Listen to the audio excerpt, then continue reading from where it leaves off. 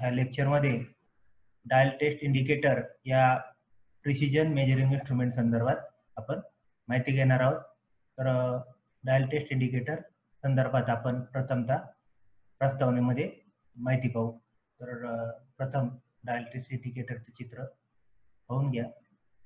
तर अशा या डायल टेस्ट इंडिकेटर बाबत माहिती पाहत असताना मशीन शॉपमध्ये निरनिराळ्या मशीनवर काम करताना जॉबची योग्य पद्धतीने बांधणी करणे ही महत्त्वाची गोष्ट आहे. ही बांधणी करताना कटिंग टूलाच्या संबंधात जॉबच्या पृष्ठभागाचा सरळपणा, समांतरपणा आणि वर्तुळाकार भागाचा मध्यवर्तीपणा या बाबी तपासून पाहाव्या लागतात.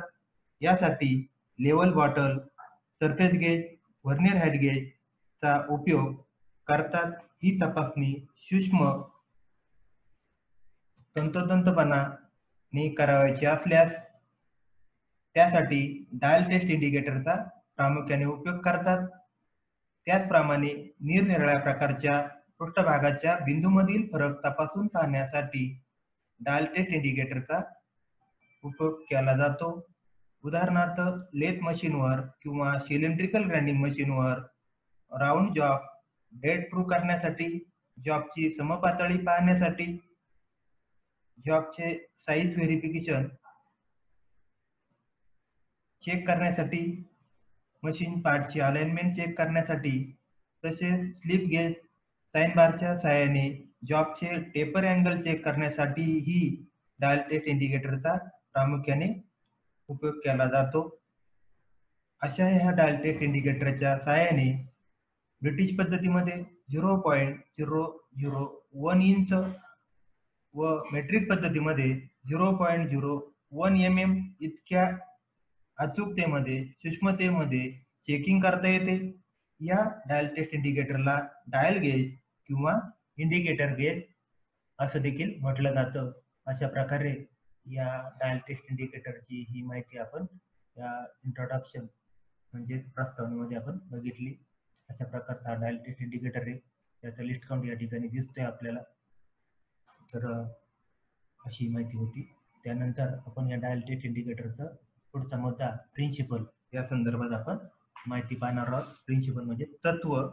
तर डायल टेस्ट इंडिकेटरचे तत्व हे रॅक अँड पिनियनच्या तत्वावर आधारलेले असते किंवा मेकॅनिकल मॅग्निफाइंग लिव्हरेज तत्वावर हा डायल टेस्ट इंडिकेटर कार्य करतो.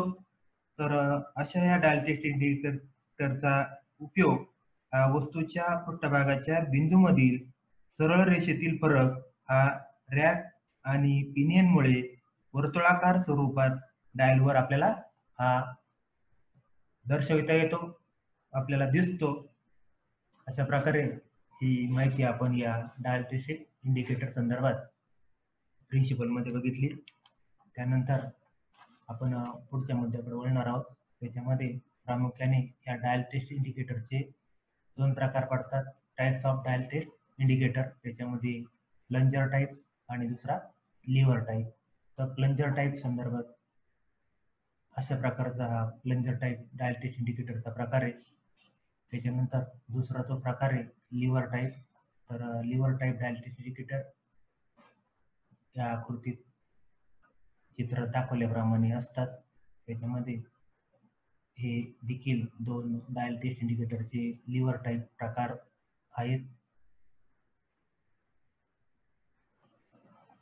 अशा प्रकारे आपण हे डायल टेस्ट इंडिकेटरचे हे दोन प्रकार पाहिले. त्यानंतर आपण पुढचा मुद्दा डायल टेस्ट इंडिकेटर बाबत पाहणार आहोत. कंस्ट्रक्शन, रचना. तर याबाबत आपण माहिती पाहण्यापूर्वी त्याच्यामध्ये हे डायल टेस्ट इंडिकेटर वेगवेगळ्या रेंजमध्ये उपलब्ध असतात. त्या संदर्भात पाहूया. रेंज प्लंजरच्या मूळ स्थितीपासून, आता समजा हा प्लंजर आहे आणि त्याच्या मूळ स्थितीपासून तो जितका जास्तीत जास्त वर जाऊ शकतो त्यास डायल टेस्ट इंडिकेटरची रेंज असे म्हणतात. असे हे डायल टेस्ट इंडिकेटर वेगवेगळ्या रेंजमध्ये उपलब्ध असतात. जसे की 0.3 mm, 0.5 mm, 0.10 mm, 0.25 mm इत्यादी रेंज असलेले डायल टेस्ट इंडिकेटर हे बाजारामध्ये उपलब्ध आहेत. अशा प्रकारे हे डायल टेस्ट इंडिकेटर वेगवेगळ्या रेंजमध्ये उपलब्ध असतात. त्याच्यामध्ये आपण कंस्ट्रक्शन मध्ये आपण या डायल टेस्ट इंडिकेटरचे पार्ट्स आपण पाहणार आहोत. त्याच्यामध्ये आपण पहा 1 नंबरचा पार्ट्स या ठिकाणी दाखवलेला आहे. तो पॉइंटर किंवा त्याला निडल बोललं जातं. डायल टेस्ट इंडिकेटरचा पॉइंटर किंवा निडल आपल्याला या ठिकाणी देखील आकृतीत दिसेल. त्यानंतर आपण पुढचा पार्ट्स कंस्ट्रक्शन मध्ये पाहणार आहोत. 2 नंबर रोटेटेबल बेझल, त्याला मिलरिंग बोललं जातं. हा रोटेटेबल बेझल आहे, फिरतो असा गोल हा. त्याच्यानंतर पुढचा पार्ट्स आपण पाहणार आहोत 3 नंबर बेझल क्लॅम्प. या ठिकाणी फिरणारा भाग आहे रोटेटेबल बेझल, त्याला क्लॅम्प करणारा क्लॅम्प 3. त्याच्यानंतर 4 नंबर पार्ट बॅकलग, पाठीमागच्या बाजूला असा पकडण्यासाठी गोलमध्ये पकडलं जातं त्याला, तर तो लग आहे. बॅक पाठीमागच्या बाजूला असतो म्हणून बॅकलग. त्याच्यानंतर ट्रान्सपरंट डायल कव्हर 5 नंबरचा पार्ट आपण पाहणार आहे. हा पुढचा आपल्याला अशी प्लॅस्टिकची कव्हर क्लास त्या ठिकाणी असते, त्याच्यातून आपल्याला आतल्या सगळ्या हालचाली, अंक म्हणा, निडल, हे सर्व रिव्होल्यूशन काउंटरचे पेरे हे पाहता येतात. असा ट्रान्सपरंट डायल कव्हर. त्याच्यानंतर 6 नंबर स्टीम, या ठिकाणी हा पार्ट आहे, स्टीम म्हणून ओळखला जातो. त्याच्यानंतर प्लंजर, या ठिकाणी स्टीमच्या खाली हा प्लंजर वर खाली होत असतो, जॉबवर चढ उतार दाखवतो, उंचवटे. त्याच्यानंतर हा 8 नंबरचा खालचा अॅन्व्हिल आहे, प्रत्यक्षतः तो जॉबच्या संपर्कात येतो असा हा अॅन्व्हिल. त्याच्यानंतर शेवटचा भाग रिव्होल्यूशन काउंटर. या ठिकाणी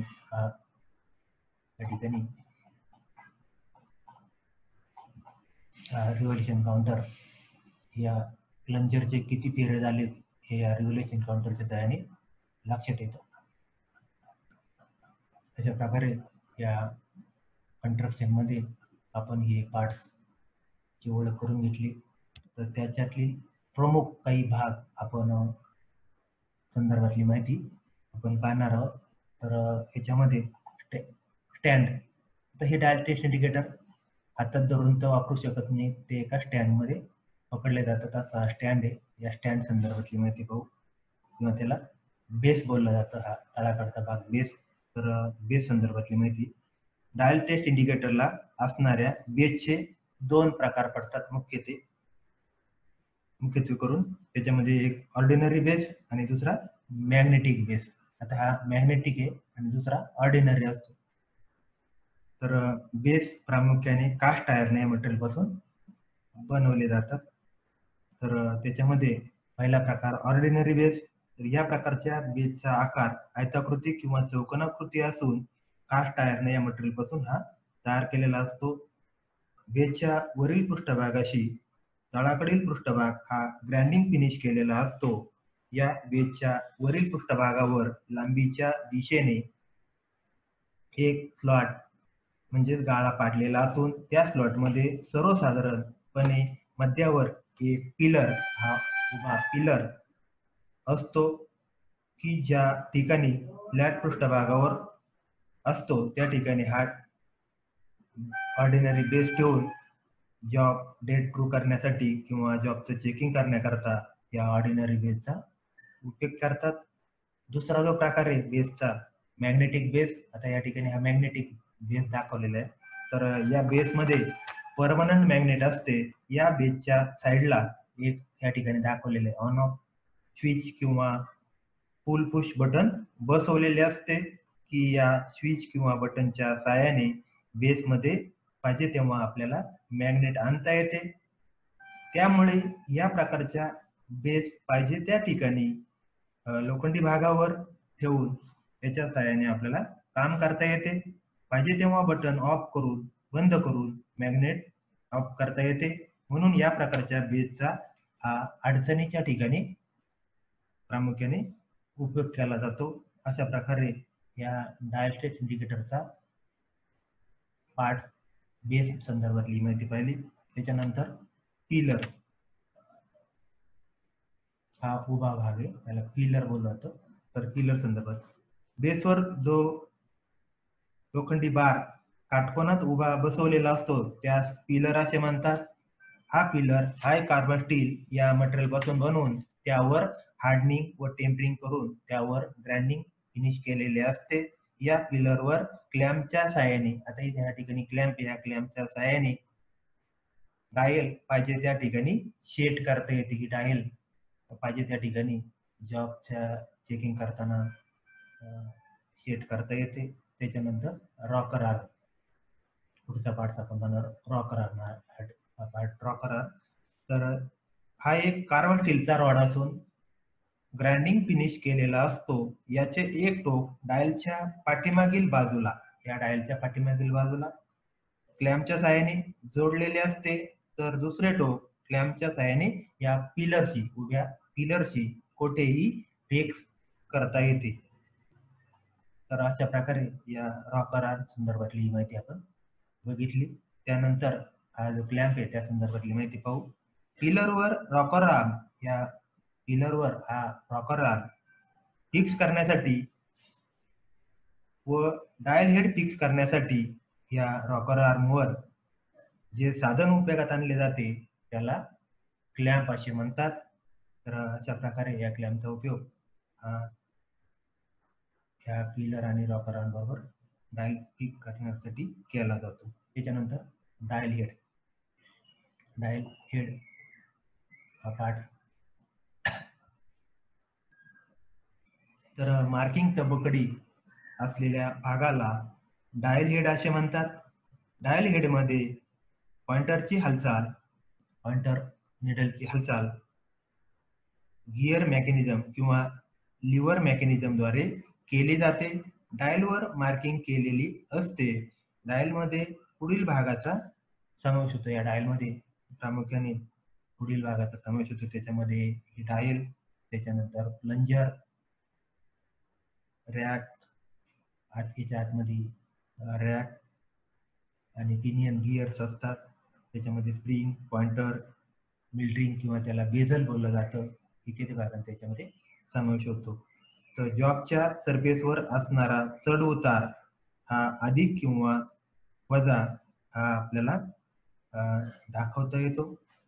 डायलवर 10 मुख्य भागाचं मार्किंग केलेलं असते. बघा या ठिकाणी 1, 2, 3, 4, 5, 6, 7, 8, 9 अशा पद्धतीने हे 10 मुख्य भागाचं मार्किंग केलेले असून त्या 10 भागामधील प्रत्येक भागाचे पुन्हा, आता या ठिकाणी 0 ते 10 हा एक भाग होता, त्याचे पुन्हा 10 भाग केलेले आहेत. असे 10 भाग, उपभाग काढलेले असतात. उदाहरणार्थ 0, 10, 20, 30, 40, 50 अशा पद्धतीने हे भाग केलेले असतात. तर उजव्या बाजूला 50 भाग अर्ध्या भागामध्ये आणि डाव्या बाजूला अर्ध्या भागामध्ये 50 भाग असे या डायलवर मार्किंग केलेलं असतं. अशा प्रकारे या डायल संदर्भातली माहिती. त्यानंतर बेझल किंवा मिल्ड्रिंग, या ठिकाणी 2 नंबरचा पार्ट आहे हा ठिकाणी हा, किंवा त्याला बेझल किंवा मिल्ड्रिंग बोललं जातं. तर या मिल्ड्रिंगला बेझल असे म्हणतात. डायलवर हा भाग नर्लिंग केलेला असतो. हा या ठिकाणी नर्लिंग दिसते आपल्याला केलेला असतो. बेझल फिरवून डायलवर 0 सेटिंग करता येतो. आता या ठिकाणी हा निडल आहे आणि हा 0 येते, तर आपली ही बेझल फिरवून हा 0 हा निडल जवळ आणता येतो, म्हणजे सेटिंग करता येतं. त्यानंतर पुढचा पार्ट्स आपण पाहणार आहोत. निडल, निडललाच पॉइंटर बोललं जातं. या निडल संदर्भातली माहिती. गोलाकार तबकडीवर, या गोलाकार तबकडीवर फिरणाऱ्या व घड्याळाच्या काट्यासारख्या दिसणाऱ्या, घड्याळाच्या काट्यासारख्या दिसणाऱ्या भागाला निडल असे म्हणतात किंवा त्याला पॉइंटर असे म्हणतात. डायलमध्ये असणाऱ्या पिनियनच्या आसावर निडल म्हणजे ही हा पॉइंटर बसवलेला असतो. प्लंजर किंवा रॅकद्वारे पिनियनला गोलाकार गती मिळत असते. या प्लंजर किंवा रॅकद्वारे याला निडलला गोलाकार गती मिळत असते. त्यामुळे निडल ही गोलाकार फिरते या डायलवर. त्याच्यानंतर पुढचा पार्ट आपण पाहणार लॉकिंग स्क्रू. या ठिकाणी लॉकिंग स्क्रू दाखवलेला या ठिकाणी.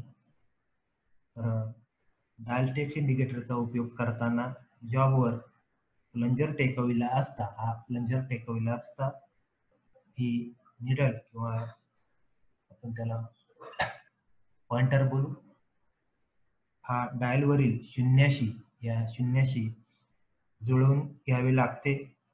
त्यासाठी बेझल, ही बेझल आहे मगाशी सांगितल्याप्रमाणे फिरवावी लागते. एकदा झिरोशी ही पॉइंटर किंवा निडल जुळवल्यानंतर तबकडी, ही तबकडी फिरू नये म्हणून तबकडीच्या वरील बाजूला एक स्क्रू, हा स्क्रू बसवलेला असतो, त्यास लॉकिंग स्क्रू असे म्हणतात. तो फिरवून तबकडी घट्ट करता येते. गोलाकार तबकडी स्क्रू, लॉकिंग स्क्रू फिरवून घट्ट करता येते. अशा प्रकारे या लॉकिंग संदर्भातली माहिती पाहिली. त्यानंतर पुढचा मुद्दा पाहणार आहोत रिव्होल्यूशन काउंटर. या ठिकाणी छोटं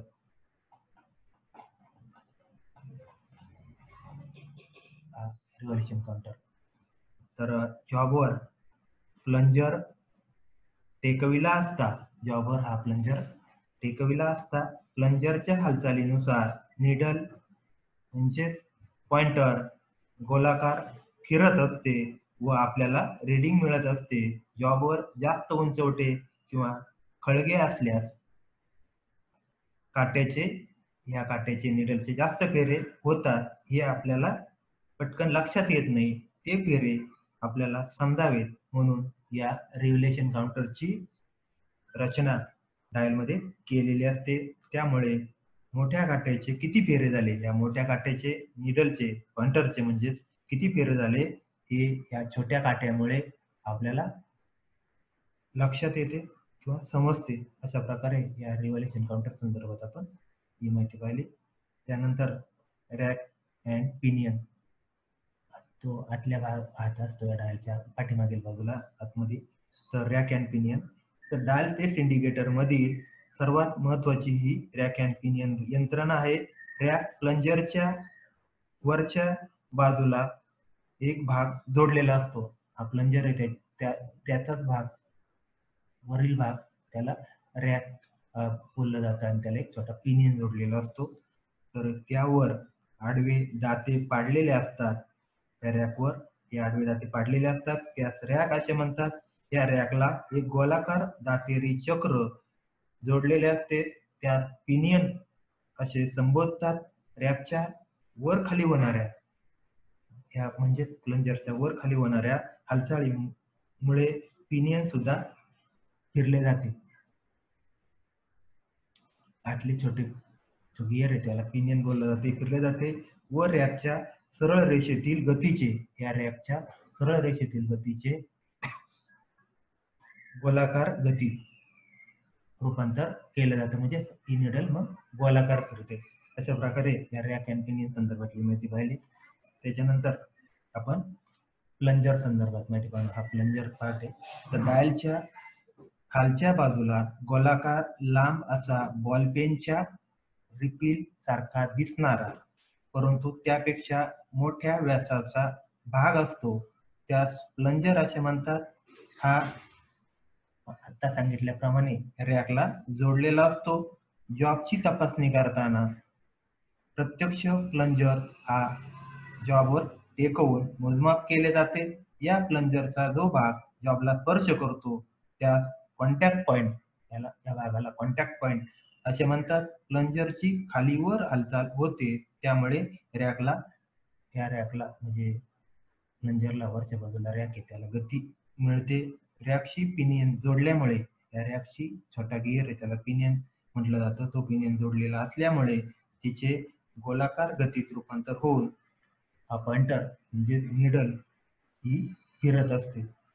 तर अशा प्रकारे या डायल टेस्ट इंडिकेटरच्या कन्स्ट्रक्शनमध्ये आपण वेगवेगळे पार्ट्स आहेत, भाग आहेत या डायल टेस्ट इंडिकेटरचे, त्याच्यातील प्रमुख पार्टची, त्याच्यानंतर स्टँडच्या देखील संदर्भात काही वेगवेगळे पार्ट्स आहेत त्या संदर्भातली माहिती पाहिली.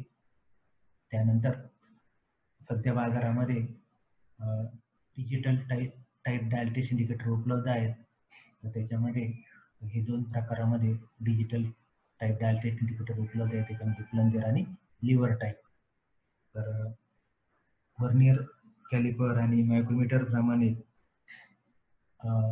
डायल टेस्ट इंडिकेटरमध्ये हे प्लंजर आणि lever type dial test indicator बाजारामध्ये उपलब्ध आहेत. तर यांचा वापर केल्यामुळे कामगाराला मापनातील फरक ताबडतोब लक्षात येतो. आता आपण निडलने ते चेकिंग करत होतो, परंतु जो काही फरक आहे, तफावत आहे, या ठिकाणी हा प्लंजर टाईप डायल टेस्ट इंडिकेटरचा प्रकार आहे आणि हा लिव्हर टाईप डायल टेस्ट इंडिकेटरचा प्रकार आहे. तो फरक आहे तो या ठिकाणी या डायलवर इंडिकेट होत असतो. अशा प्रकारे हे डिजिटल डायल टेस्ट इंडिकेटरचे 2 प्रकार आहेत. तर विद्यार्थी मित्र, आज आपण या प्रकरणामध्ये डायल टेस्ट इंडिकेटर संदर्भात माहिती पाहत असताना या डायल टेस्ट इंडिकेटरचं संदर्भात प्रस्तावना, त्याच्यानंतर त्याचं तत्व, रॅक अँड पिनियन वर आधारलेलं असतं. त्याच्यानंतर डायल टेस्ट इंडिकेटरचे प्रकार, प्लंजर आणि लिव्हर टाईप, त्याच्यामध्ये हे लिव्हर टाईप डायल टेस्ट इंडिकेटरचे प्रकार आहे. त्याच्यानंतर कंस्ट्रक्शनमध्ये डायल टेस्ट इंडिकेटरचे प्रमुख भाग, त्याचं कार्य आपण हे अभ्यासलं.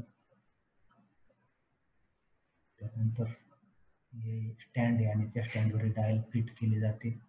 त्याच्यातील एक लॅम्प, पिलर, आकार संदर्भातली माहिती आपण बघितली. सध्या बाजारात किंवा इंडस्ट्रीमध्ये उपयोगात येणारी डायल टेस्ट इंडिकेटरचे डिजिटल टाईप प्रकार आहे ते प्लंजर आणि लिव्हर टाईपचे या आकृतीच्या माध्यमातून आपल्याला लक्षात आले. तर विद्यार्थी मित्र, आज आपल्याला या पाठामध्ये माहिती घेत असताना डायल टेस्ट इंडिकेटर संदर्भात सखोल अशी माहिती मिळाली असेल, यात मात्र शंका नाही. तर विद्यार्थी मित्र, व्हिडिओ पाहिल्याबद्दल आपले मनपूर्वक धन्यवाद.